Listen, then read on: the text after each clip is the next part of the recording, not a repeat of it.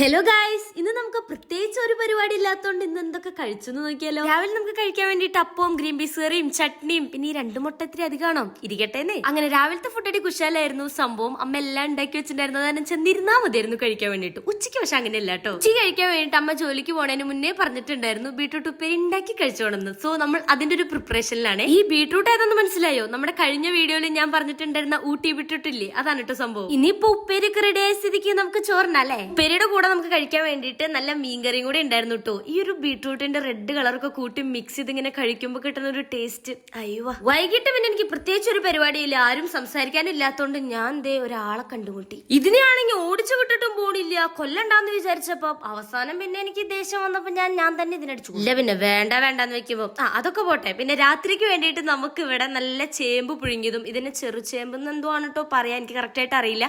അതും ചിക്കൻ കറി ഉണ്ടായിരുന്നേ, അടിപൊളിയായിരുന്നു. അതും കൂടെ കഴിഞ്ഞിട്ട് ലാസ്റ്റ് ആയിട്ട് ഒരു 4 എള്ളുണ്ടയും കൂടെ കഴിച്ചിട്ടുണ്ടായിരുന്നേ. അപ്പൊ ഓക്കെ, ബൈ ബൈ.